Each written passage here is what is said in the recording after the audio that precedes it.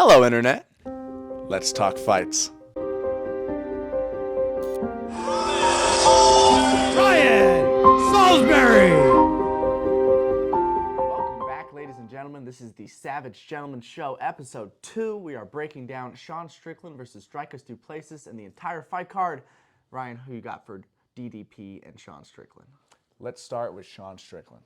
When I think of Sean Strickland, I think primarily of him on the mic, but we're not talking about his trash talk right now. We're talking about his fighting skills.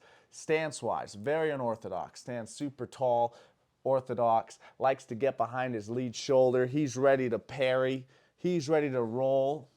He's ready to reach out and block with his forearm and reach out and stiff arm to avoid and defend plenty of attacks, which is a very unorthodox technique I think we're going to see utilized more and more in mixed martial arts. Sean Strickland is a pressure fighter. He wants to apply a steady and slowly increasing pace on opponents to break them. He's always going to start with his jab. He's got a great jab. He angles off slightly to land it.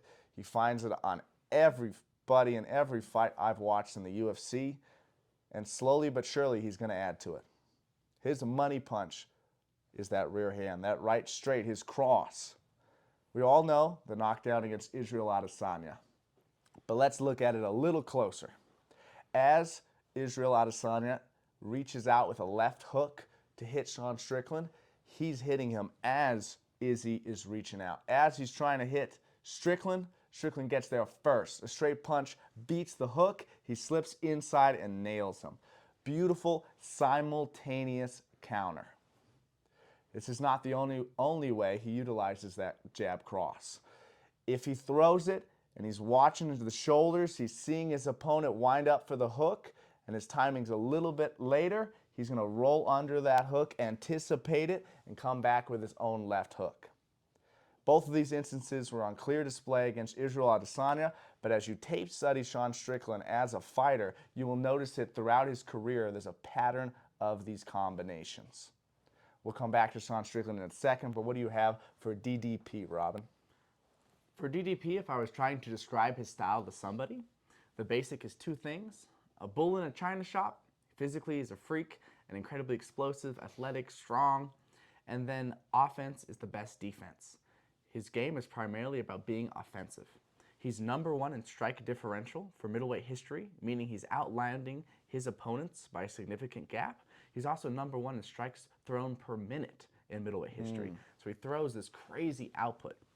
If, like you were talking about, Sean Strickland likes to operate at a somewhat calm pressure pace, maybe like a 7 out of 10, I would put Driscus at a 10 or 11.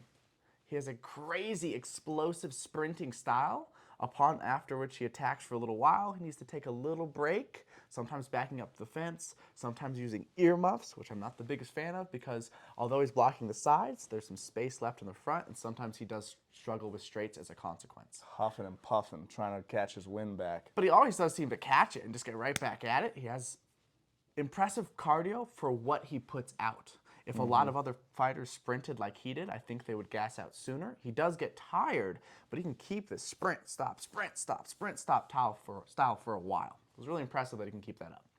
Another thing that he really likes to do in his game is to charge. This is, again, him leaving his stance. Sometimes on offense, he will charge completely out of his stance, looking to make really long, straight shots to deceptively quickly cover that distance and catch your chin. When he fought Trevin Giles, off of the fence defending, he leapt out of his stance, charged and sprinted forward with the straight, and got a knockout with it. Those are two other things that we see a lot in his style, earmuffs and sprinting out of his stance. The other thing I want to talk about for striking, he's got very good leg kicks. He's a well-rounded kickboxer. He can kick with the legs, which sometimes Sean Strickland has struggled with some. The other thing is he can do elbows off the break. This means two fighters are clinched up, either in an over-under or in a tie clinch, and one or the other or both is looking to separate, and on that separation can be a good time to strike. We've seen him do it against Derek Brunson. At the end of the first round, he caught him with an elbow off the break and really hurt him. We've seen this work against Sean Strickland partly because when you separate a clinch, you're supposed to get right back to your stance. But Strickland's stance isn't here. It's here. His hands aren't up and high, ready to catch an elbow. So that might be something we see land on him. When Sean Strickland fought Nasruddin Imavov, he got caught with 1 or 2 of those. So just something to keep in mind. Lastly, for Driscus Du Plessis, he is a very, very, very underrated grappler. He has more submissions than knockouts, even though he's known for knocking people out. And his favorite thing to do is to get on your head and get on your neck. He wants to get to a front headlock. He competed in a professional jiu-jitsu tournament called Quintet, which is a team-style tournament where your team's competing against somebody else, and he beat the entire opposing team of 5 black belts by submitting every single one with guillotines, Darce chokes, north-south chokes, in a row for about 25 straight minutes. He was whooping on and submitting black belts. So a very underrated grappler. I'm really curious to see if he uses some of his grappling against Sean Strickland. If you had to make a prediction in this fight, who you got, Ryan?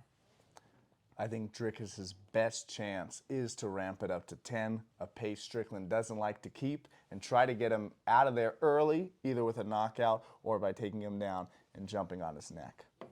For Strickland, he needs to weather the storm a bit, be very defensively sound. The last thing he needs to do is go out there emotionally and brawl with Driscus, which is what Driscus probably wants him to do.